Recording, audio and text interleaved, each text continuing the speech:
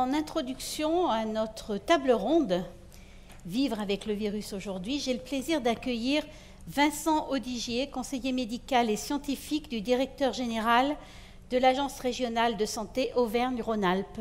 Bonjour monsieur, je vous en prie. Bonjour à tous. Le directeur général de l'ARS, le Dr Graal, est retenu par d'autres obligations et il aurait aimé être avec vous pour ces journées de la santé, mais c'est moi qui m'y colle. Donc je vais revenir rapidement sur les 18 derniers mois qui viennent de s'écouler et durant lesquels la région Auvergne-Rhône-Alpes a traversé une crise sanitaire sans précédent. Pour rappel, vous vous souvenez, nous avons été la première région impactée par le premier cluster. C'était le 7 février 2020, c'était en Haute-Savoie, au Contamine-Montjoie exactement. Et à l'époque, nous étions devant un virus que nous ne connaissions pas et nous avons dû collectivement réagir et nous adapter rapidement pour gérer ce qui allait devenir et ce qui est devenu une crise d'ampleur particulièrement longue. Un mot en préambule, si vous voulez bien, sur le rôle de l'ARS. Il est souvent mal connu et pourtant il a été décisif dans la gestion, dans le pilotage de cette crise, en lien avec les préfets. L'ARS, en quelque sorte, jouait le rôle de chef d'orchestre régional dans la réponse à la crise. Elle a assuré l'interface avec le ministère de la Santé et fait le lien avec les acteurs de terrain.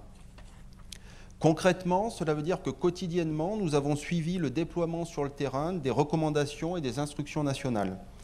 Je citerai quelques exemples pour illustrer les actions qu'a menées l'ARS. D'abord, elle a coordonné le déploiement des dépistages et la montée en charge des laboratoires d'analyse.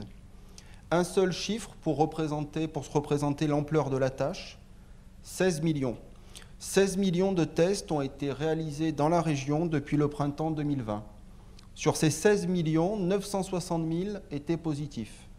Et pour chaque cas positif, il a fallu remonter pour briser les chaînes de contamination. C'est ce qu'on appelle le contact tracing. Et c'est l'ARS qui s'en est chargé en lien avec l'assurance maladie. Ce travail de contact tracing continue à l'heure où je vous parle, y compris les week-ends. L'agence a aussi assuré la coordination de la réponse des hôpitaux afin qu'ils puissent ouvrir autant de lits que nécessaire pour que chaque patient qui le nécessite puisse bénéficier de soins. Enfin, l'ARS a piloté la campagne de vaccination qui a été héroïque et qui a fait de la France un des pays les mieux vaccinés au monde. Sans entrer dans le détail des aspects factuels ni vous noyer sous les chiffres, 3 constats sont à souligner. D'abord, le système de santé a été mis à rude épreuve. La crise a été inédite par son ampleur, par sa durée, par sa violence et tous les indicateurs le traduisent clairement.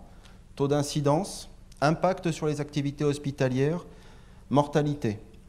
Plus de 90 000 patients ont été hospitalisés dans la région depuis le début de cette crise pour le motif du Covid, dont 14 000 en soins critiques.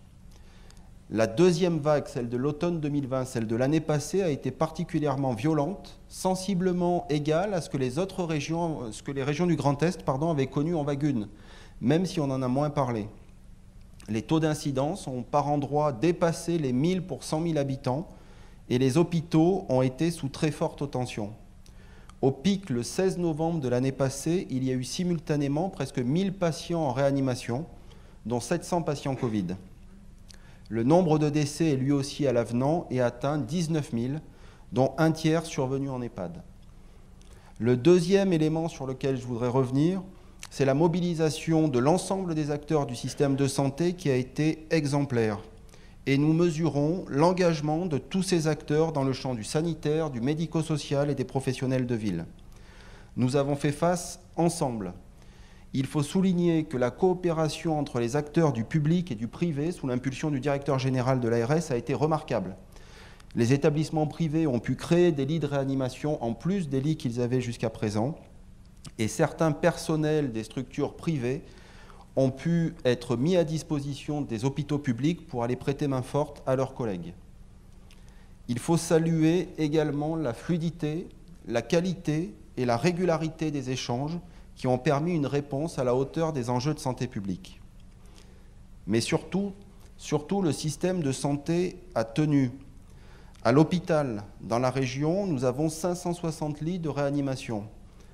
Au pic de chacune des 3 vagues, nous avons été en capacité d'accueillir plus de 1000 patients simultanément sans que jamais l'hôpital ni ne refuse de patients, ni ne soit amené à faire du tri comme ce fut le cas en Lombardie.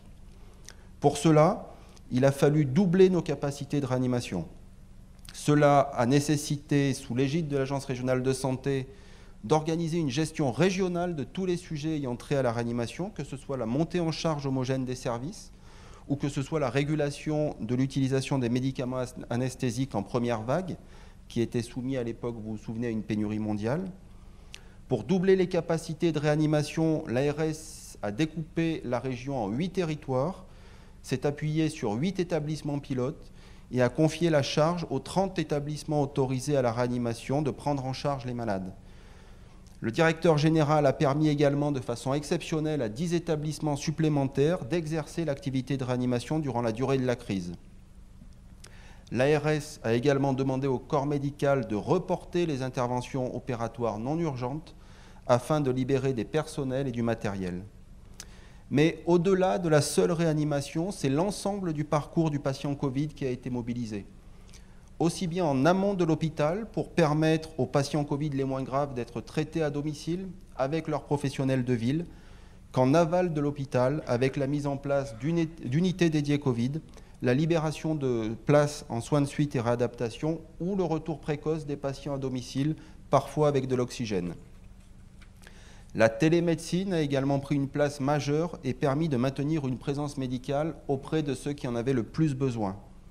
Dans la région, les téléconsultations sont passées de 100 par jour en janvier 2019 à plus de 10 000 par jour en mars 2021. La solidarité a également joué un rôle décisif. L'ouest de la région, moins durement touché, a pu accueillir plusieurs dizaines de transferts intra-régionaux en provenance de l'est de la région. La solidarité extra-régionale a également joué dans les 2 sens. En première vague, c'est les hôpitaux de notre région qui ont accueilli une 60aine de patients de Bourgogne-Franche-Comté et d'Île-de-France. Et en deuxième vague, c'est les hôpitaux de l'ouest de la France qui sont venus à notre aide en acceptant les transferts de 124 patients de la région. Et c'est l'occasion de remercier encore une fois l'ensemble des équipes des différents SAMU qui ont assuré sans faillir tous ces transferts dans des conditions pas toujours évidentes. Mais la solidarité, elle s'est également manifestée pour les Antilles. Et à la date du 6 octobre, déjà 450 personnels d'Auvergne-Rhône-Alpes sont allés prêter main forte à leurs collègues d'outre-mer. Le système a tenu également dans le champ du médico-social et du handicap. Comme je l'ai évoqué précédemment, l'impact a été considérable, particulièrement en première vague, et nos aînés ont payé un lourd tribut dans cette crise. Tout l'enjeu a été de trouver un équilibre, et ce n'a pas été simple, entre la protection des résidents, le maintien de leur vie de relation avec leurs proches et la continuité de fonctionnement des structures. 3 axes principaux d'intervention ont été mis en place.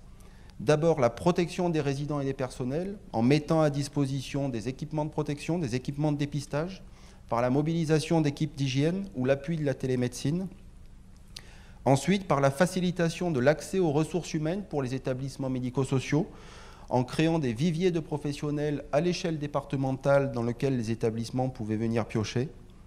Et enfin, et surtout, encore une fois, grâce à l'appui des hôpitaux de la région, qui ont pu venir en appui des structures médico-sociales en créant des lignes d'astreinte de gériatrie, en mobilisant leur équipe mobile de soins palliatifs pour accompagner les patients, mais aussi en recensant quotidiennement les lits d'hospitalisation disponibles afin de favoriser les entrées directes.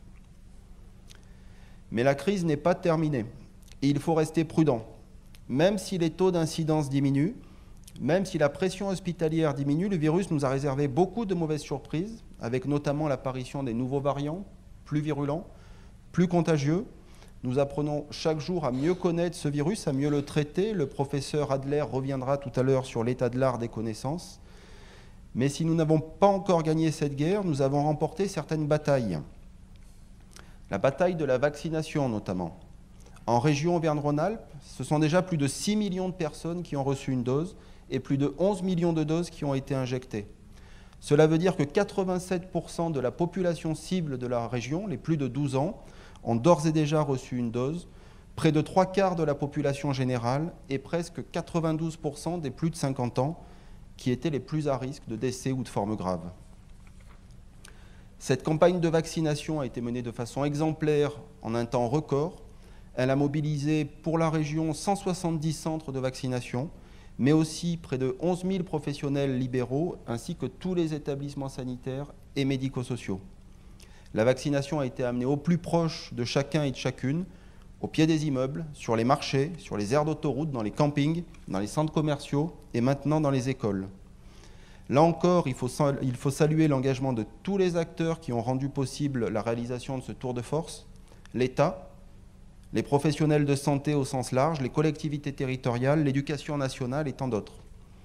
Mais le travail n'est pas terminé et il faut poursuivre nos efforts. En Auvergne-Rhône-Alpes, ce sont encore près de 800 000 personnes qui sont éligibles mais qui n'ont reçu aucune dose de vaccin. Et à l'heure où je vous parle, les actions d'aller vers se poursuivent. La campagne de rappel à destination, vous le savez, des patients les plus âgés, les plus fragiles, des patients en EHPAD et maintenant des professionnels de santé doit également se poursuivre et s'accélérer. Il est encore trop tôt pour tirer toutes les leçons de cette crise. Mais nous pouvons d'ores et déjà nous féliciter de la résilience du système de santé qui a su s'adapter rapidement et tenir dans la durée pour faire face à une menace inédite d'une ampleur inégalée. Il faut encore et surtout remercier l'ensemble des forces vives de la région et tout particulièrement les professionnels qui ont fait face et qui continuent de faire face depuis le début de cette crise. Je vais vous laisser maintenant avec les intervenants des différentes tables rondes. Bon après-midi à tous. Je vous remercie. Merci beaucoup. Merci beaucoup, docteur Odigier. Voilà, je vous laisse, si on peut maintenant peut-être enlever le pupitre. Voilà.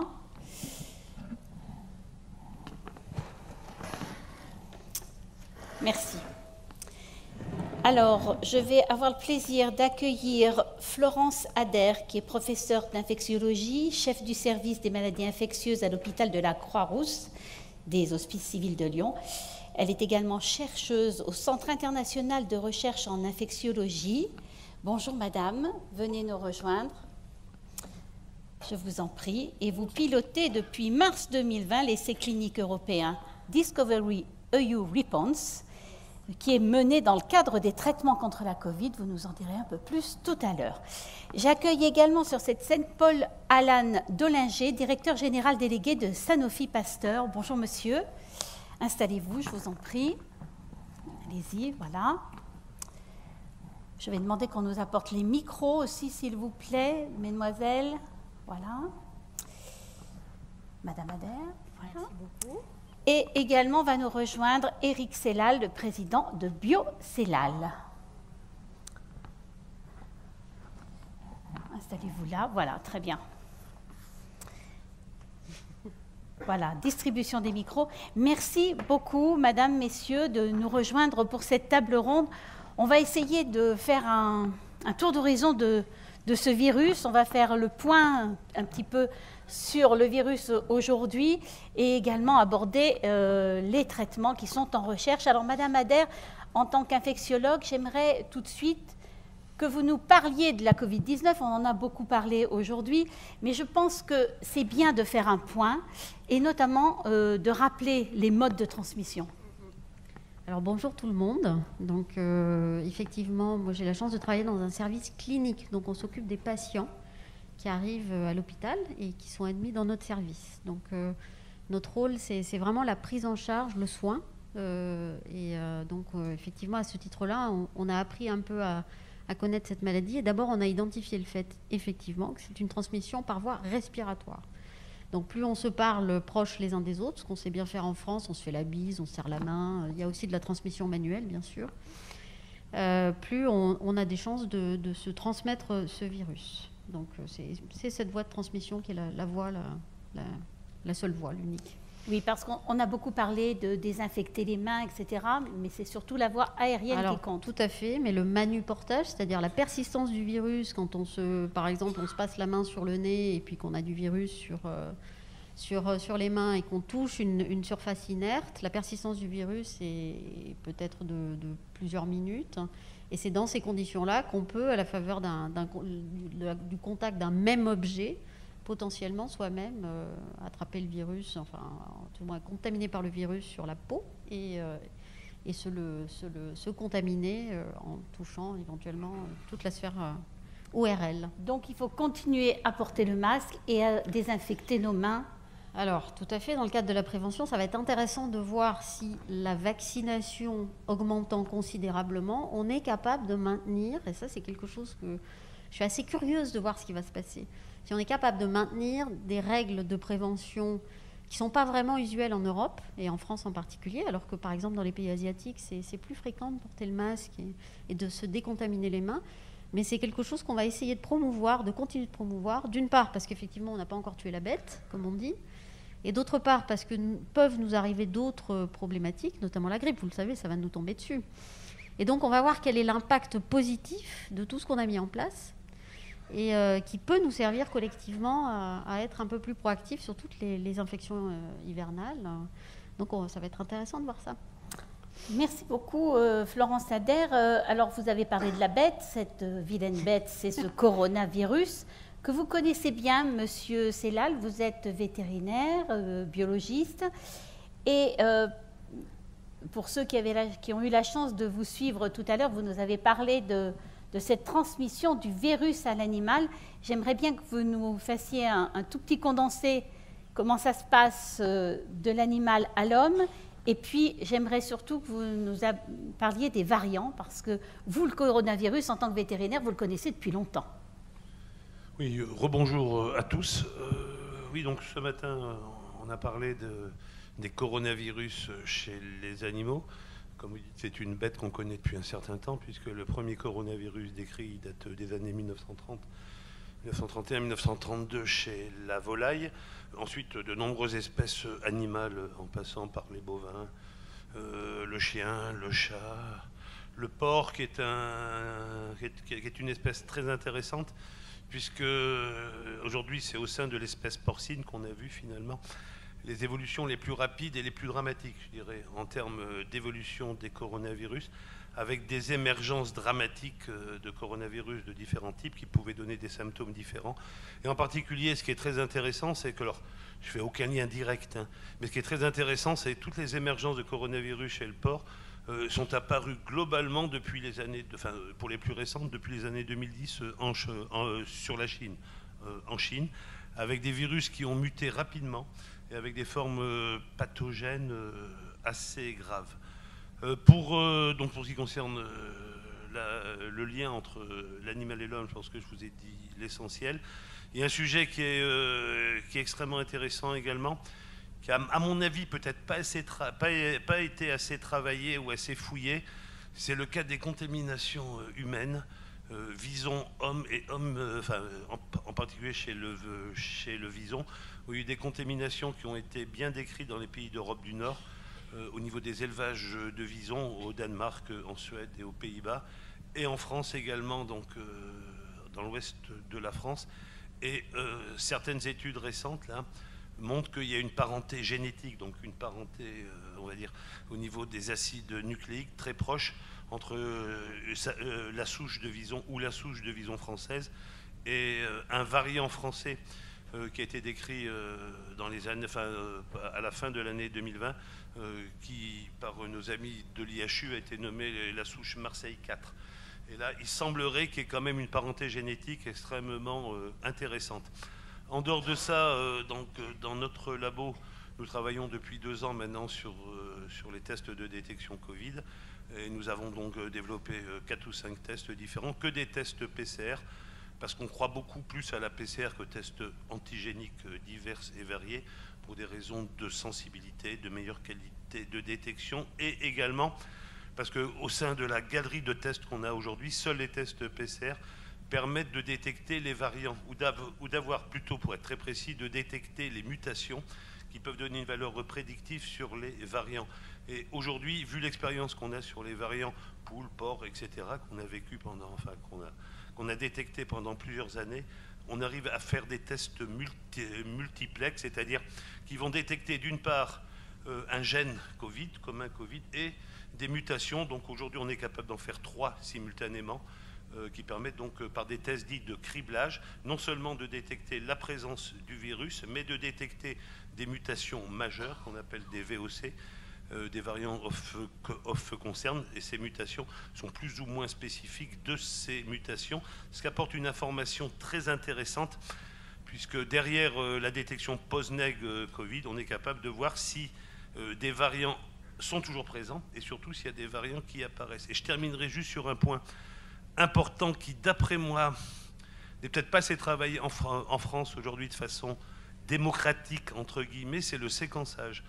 Aujourd'hui, le séquençage, qui donne donc une information complète sur le génome viral, est utilisé en France, mais à mon avis, peut-être sur une échelle un peu trop réduite, et surtout avec des délais de réponse un peu trop longs, à mon avis, par rapport à des risques d'émergence de nouveaux variants. Juste une précision, Éric Sellal, la transmission de l'animal à l'homme, c'est également par voie aérienne ? Généralement, oui. Enfin, ce qu'on a vu jusqu'à présent en particulier, c'est... Enfin, on a eu un collègue ce matin qui nous a parlé de la chauve-souris, qui a effectivement certainement l'un des réservoirs principaux des coronavirus, par voie aérienne sûrement, ou peut-être, puisque je ne sais pas si notre collègue est là, il nous disait qu'en Chine, effectivement, il y avait des personnes qui mangeaient des chauves-souris grillées, si je m'en souviens bien.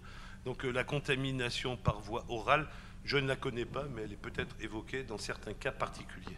Merci beaucoup, Monsieur Sellal. Monsieur Delinger, comment la recherche sur la Covid s'est-elle organisée pendant la pandémie ? Bonjour. Alors d'abord, si je peux rebondir sur quelque chose que Monsieur Sellal a dit. Il a dit que le coronavirus était un virus qu'on connaissait bien. Je rappellerai qu'en 2003, il y avait déjà eu un cousin du SARS-CoV-2 qui avait sévi en particulier en Asie, mais pas uniquement. Et donc un certain nombre d'études et de recherches avaient été conduites et avaient permis d'identifier la protéine, la fameuse protéine spike, qui était celle qu'il fallait faire exprimer par les vaccins pour être protégé.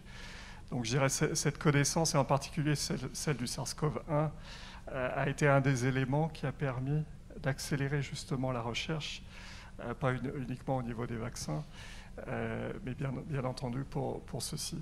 Au-delà de cet élément, je dirais presque fortuit, qui a été un élément clé, l'autre élément important pour l'accélération de la recherche a été toutes les collaborations qui sont mises en place. Ça a démarré dès le début de l'année dernière, quand des chercheurs chinois ont mis en ligne le génotype, l'information sur le virus, et à partir de ces données transmises de manière digitale, tous les labos privés publics, recherche académique ou recherche privée, grands labos comme Sanofi ou petites startups ont pu commencer à travailler en même temps. Et ça, c'est aussi quelque chose d'assez inédit, de voir le rôle du digital dans l'accélération de la recherche. Alors bien entendu, au-delà de ces éléments-là, il y a bien eu aussi la mobilisation des pouvoirs publics sous différentes formes, aux États-Unis avec des financements massifs, en Europe avec des facilitations pour que toutes les étapes intermédiaires qui parfois sont assez standardisées, peuvent prendre plusieurs mois, voire même plus longtemps, soient raccourcies. Donc il y a vraiment eu un effort collectif de la recherche, encore une fois publique, de la recherche privée, des acteurs, des autorités. Je finirai peut-être par deux messages. Sur le collaboratif, il y a eu des choses tout à fait inédites qui ont été faites. Et je prendrai l'exemple que je connais bien de Sanofi. Sanofi a quand même collaboré et collabore encore sur ce sujet avec 4 de ses concurrents principaux. Ce n'est pas quelque chose qu'on a l'habitude de faire, mais quand on pense à notre raison d'être, aux patients, à la santé publique, l'important c'était de trouver des solutions. Et si la solution c'était y compris de mettre à disposition notre outil industriel pour fabriquer les vaccins de nos concurrents, nous avons décidé de le faire, et ce sera plus de 500 millions de doses qui sortiront de nos usines, en plus des doses qui sortiront un peu plus tard de notre vaccin dont on attend les résultats à la fin de l'année. Dernier message, un des autres enseignements, c'est qu'il faut savoir vivre avec le Covid, mais il ne faut pas oublier tout le reste. Et je pense que ça a été évoqué lors de la première intervention. On voit la réémergence des gastro, des autres virus respiratoires. Et pour certains, on a des solutions. je pense en particulier à la grippe. Alors la campagne grippe s'est très bien passée l'année dernière, mais il ne faudrait pas qu'on l'oublie non plus cette année. Elle redémarre bientôt. Voilà, vivre avec le Covid, c'est aussi vivre avec tous les autres virus. Merci beaucoup, monsieur. Florence Adair, on a parlé de la réponse vaccinale au coronavirus et Sanofi donc, a parlé justement de cette collaboration. Et ça, c'est très intéressant ce que vous disiez au niveau de vos concurrents. Et c'est vrai que ça fait partie peut-être aussi de l'élan de solidarité qu'on a senti dans cette crise. Vous, Florence, vous travaillez sur les traitements. Oui. C'est ça. Oui. Expliquez-nous donc cet essai européen Discovery EU Response en anglais. Hein. Response. Je vais vous faire travailler votre accent. Oui, oui, c'est vrai. Vous avez raison. Il faut que je le travaille. Alors, alors racontez-nous ce que c'est et puis quelle est la place des Hospices civils de Lyon dans ce projet. Alors, au début, c'est 3 bouts de ficelle, c'est-à-dire on est un peu sidéré, on est dans une situation un peu difficile dans les hôpitaux français. Et à partir de là, il faut bien qu'on s'organise sur 2 versants. Le premier versant, c'est de comprendre un peu comment prendre en charge les patients, parce que c'est une maladie qu'on ne connaît pas. Donc c'est un tout petit peu difficile au début de faire le tour de la situation et d'appréhender toute la dimension clinique de la maladie. Donc il y a une première phase d'observation et très vite on comprend que si on veut essayer de faire quelque chose pour les patients, il faut proposer des traitements. Donc là s'organise une sorte de réseau, on va dire au début extrêmement informel, où on se contacte les uns les autres. Heureusement il y a le numérique effectivement qui nous... Parce qu'on est dans une situation d'isolement, les hôpitaux sont isolés les uns des autres et on a la vague, l'impact qui nous arrive dessus. Et donc, on s'organise et l'idée, c'est de monter des projets qui soient des projets qui permettent ce qu'on appelle des programmes de recherche, des essais cliniques dans lesquels les patients donnent leur accord pour rentrer. Et chaque patient qui arrive à l'hôpital, qui a besoin d'oxygène ou qui a besoin d'être pris en charge, reçoit un traitement sur plusieurs traitements qui sont possibles. Et chaque patient est donc inclus dans ce qu'on appelle un suivi. Et ce suivi permet d'aboutir à une conclusion qui est est-ce que le traitement qu'a reçu le patient a marché ou pas. Voilà. Alors au début, on a fait ça sur un centre, puis 10 centres, puis 20 centres, puis 30 centres en France. On a d'abord travaillé sous la tutelle de l'OMS parce qu'il fallait bien qu'il y ait un centre, une organisation, une instance qui nous coordonne. Et puis petit à petit est née l'idée qu'il fallait qu'au niveau européen, on s'organise et qu'on coalesce un groupe de cliniciens et d'hôpitaux en capacité de travailler les uns avec les autres en temps réel. C'est-à-dire de recruter des patients, de proposer ces traitements, de les évaluer très vite. Ça marche pas. Et si ça ne marche pas, on passe à un autre traitement. Et on enchaîne comme ça jusqu'à qu'on ait des solutions et des choses à proposer aux patients, avec bien sûr des coopérations très fortes avec les industriels, parce que ces médicaments-là ne sont pas issus de la recherche académique pour la plupart. Ils sont issus, bien sûr, de productions industrielles, d'industriels qui proposent des approches thérapeutiques. Et donc, petit à petit, au mois d'août de 2020, l'Europe s'est manifestée en disant, la communauté européenne s'est manifestée en disant, OK, très bien, tout le monde maintenant va se coordonner dans une seule et unique direction. On va financer cet effort de coordination. Donc des moyens de la communauté européenne ont été mis et on sait tous, alors à 13 pays, donc on travaille actuellement avec 13 pays européens, on est tous sur la même longueur d'onde, c'est-à-dire qu'on a le même essai, on teste le même médicament et l'idée, ou les mêmes médicaments, l'idée c'est de le faire le plus vite possible en incluant le plus possible de patients pour répondre le plus vite possible à la question de savoir si ce médicament est efficace ou pas. Et cet effort s'appelle EU Response et ça permet aussi de créer une cellule dite de preparedness, qui est un anglicisme, qui veut dire de préparation au risque pandémique. Et ça n'existait pas en Europe. Et donc, il faut qu'il y ait une cellule qui soit en capacité de s'activer quasiment en temps réel en cas de menace pandémique et de coordonner un effort de recherche international. Donc voilà, c'est ça. Et alors, est-ce qu'on a trouvé un traitement efficace à l'heure d'aujourd'hui ? On va dire qu'on a des pistes et qu'il y a effectivement un traitement qui est par ce qu'on appelle des anticorps monoclonaux qui, s'ils sont administrés très tôt dans la maladie, permettent une amélioration très significative des patients et permettent pour la plupart de ces patients de ne pas être hospitalisés ou de ne pas décéder du Covid. Donc oui, on a des traitements, mais dans les phases toutes précoces de la maladie. Pour l'instant, pour les patients qui arrivent encore à l'hôpital en phase un peu tardive, c'est-à-dire dès le 7e, 10e jour de traitement, de maladie, c'est un petit peu plus compliqué. Plus on s'avance dans la maladie, moins on a de traitement à proposer, parce que la maladie est trop avancée et on n'a pas les moyens pour l'instant d'antagoniser les évolutions, si ce n'est avec un vieux médicament qu'on connaît, qui est la cortisone, qu'on utilise, mais qui est pour l'instant la seule chose qu'on puisse proposer à ces patients-là. Vous avez parlé de l'importance des labos et je voudrais, Monsieur Dollinger, vous demander comment Sanofi s'inscrit dans cette stratégie de santé depuis Lyon. Alors, Lyon est le berceau historique de l'activité vaccin, et pas uniquement, puisqu'il y avait toute une activité, certains se souviendront des noms, Ron Poulenc aussi, je ne veux pas faire de l'histoire, mais Lyon, la soie a besoin de colorants, les colorants naturels coûtent très cher et la palette de couleurs est limitée. Donc émergence de la chimie et de la chimie à la pharmacie. Donc Lyon, à la fois côté pharmacie et côté biologie vaccin, est un berceau historique, mais c'est aussi un berceau où on a continué à innover. Et on avait déjà pris un certain nombre de décisions avant cette crise, qui étaient en particulier à Neuville, sur Saône, juste au nord. C'est de construire un modèle complètement nouveau d'usine de production de vaccins, usine du futur, beaucoup plus flexible, qui justement permettrait de répondre avec la plateforme appropriée en 3 mois à ce type de pandémie. On avait aussi continué de développer notre centre R&D à Marcy-l'Étoile. C'est le premier centre R&D de vaccins de Sanofi dans le monde, en construisant un bâtiment de développement pour pouvoir accueillir toutes nos équipes ensemble.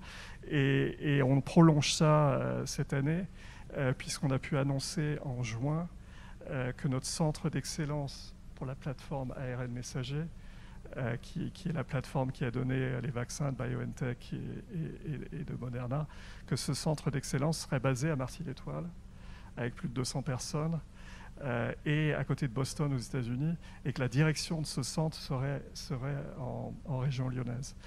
Donc on avait déjà un certain nombre d'investissements prévus, importants, qui montrent tout le rôle que Sanofi veut donner aux équipes de Sanofi à Lyon pour le futur des innovations qu'on va apporter. Mais c'est aussi Lyon parce qu'il y a tout un écosystème. Que ce soit sur l'usine du futur qu'on appelle nous EVF, qui est à Neuville. On a des partenariats avec des PME pour nous aider à développer ces innovations. Par exemple, MGA Technologies, qui est, je crois, basée à Civrieux-d'Azergues. Sur la partie très importante des virus respiratoires, ça fait très longtemps qu'on collabore avec les HCL et l'Université Lyon 1. On a signé cet été un accord pour renforcer encore plus ce partenariat et monter un centre d'excellence sur ces virus respiratoires. Parce qu'on pressent tout qu'ils sont déjà importants en période interpandémique. On voit la grippe, on voit les bronchiolites du nouveau-né, mais ils sont aussi très importants dans ces périodes de pandémie.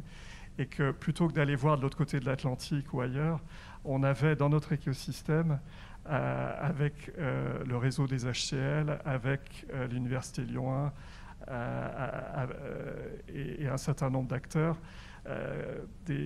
une expertise de tout premier rang. Et donc on voulait montrer ce centre d'excellence, qui pour nous est un centre d'excellence à visée mondiale, dans notre écosystème. Donc c'est à la fois une histoire, les compétences de nos équipes, Sanofi qui croit très fortement en celle-ci et qui continue à investir, mais qui peut aussi s'appuyer sur son écosystème, que ce soit les HCL ou des PME et des startups. Je voudrais savoir quel rôle joue ou peut jouer la France à la lumière de cette pandémie. Alors, la France joue déjà un rôle important. J'en ai parlé précédemment sur la partie bioproduction. La France a pu mettre à disposition, que ce soit Sanofi et d'ailleurs d'autres acteurs français, leur outil de production pour s'assurer qu'on ait qu'on ait tous et que le monde ait le plus vite possible suffisamment de vaccins. On parle de 12 milliards de doses d'ici la fin de l'année, 24 milliards de doses d'ici juin de l'année prochaine. Donc l'effort à laquelle la France a contribué va permettre globalement, d'ici le milieu de l'année prochaine, à ce que suffisamment de vaccins soient disponibles pour toute la planète. Sinon, ce que j'ajouterais, c'est que cette crise a permis de faire prendre conscience que la santé, la filière santé au sens large, recherche académique, c'est recherche publique, recherche privée, les startups, les plus grosses biopharma comme Sanofi, sont une activité stratégique. Et c'est vrai que depuis trop longtemps, les politiques de santé, c'était médecine de ville versus médecine d'hôpital, c'était réduction des prix des médicaments, et qu'en fait, assez rapidement, au début de la crise, à la fois au niveau européen, mais aussi au niveau français, les gouvernements ont pris conscience qu'il fallait avoir une vraie ambition, donc se fixer des objectifs communs. On a eu à certaines époques des plans qui nous ont donné le TGV, les centrales nucléaires, mais c'est un peu dans cette veine, c'est-à-dire se donner un plan, des objectifs partagés entre le public et le privé et des moyens. Et donc la France a annoncé fin juin au Conseil stratégique des industries de santé, le président Macron a annoncé plus de 7 milliards consacrés à cette filière santé, à la fois publique et privée, pour que l'innovation puisse continuer en France, et aussi que la nouvelle bioproduction, comme l'outil qu'on est en train de développer à Neuville-sur-Saône, puisse se développer encore plus fortement en France. Donc la France a tout à fait un rôle à jouer et qui sera facilité justement dans ce cadre donné par les pouvoirs publics et qui va, j'espère, aussi aider, comme on l'a fait avec les HCL, faciliter cette collaboration privée-publique qui est souvent plus facile dans les pays anglo-saxons qu'en France. Et donc de belles choses à développer dans les années qui viennent. Merci beaucoup. Florence Ader, donc il faut continuer à vivre avec le virus aujourd'hui. La réponse est vaccinale avant tout. 2 mots sur la vaccination. Il faut se vacciner. Est-ce que tout le monde est vacciné ici? Oui, parce que vous êtes rentré avec le pass sanitaire. Donc il n'y a pas de... Non, mais je pense que c'est... Ce débat-là, voilà, c'est la vaccination. La clé de notre problème, c'est celui-là. C'est au-delà de ça, la vaccination pour tous les virus à transmission respiratoire et l'effort qu'on va fournir de structuration et peut-être la conscience qu'on a prise à la faveur de la crise Covid, c'est qu'il faut absolument qu'on soit proactif sur toutes les problématiques de prévention, et la vaccination, c'est ce qu'on a de mieux. On n'a rien inventé de mieux pour l'instant. Et puis bien sûr, tout ce qui est mesures barrières. Donc je crois qu'il n'y a pas de discussion même. Donc, professeur Ader, je vous remercie. Vous avez accepté d'être la marraine de ces Journées de la Santé et on vous en remercie sincèrement. On vous retrouvera plus tard pour les trophées qui vont être décernés à l'issue de cette journée. Merci beaucoup, Monsieur Dollinger. On est heureux de voir qu'il y a cette collaboration, cet élan autour de la recherche notamment et des investissements qui vont nous permettre de voir un peu plus clair en l'avenir. Merci beaucoup, Monsieur Sellal, de nous avoir éclairé sur ce virus que vous connaissez bien puisqu'il était présent chez les animaux bien avant chez nous. Merci beaucoup, messieurs, madame.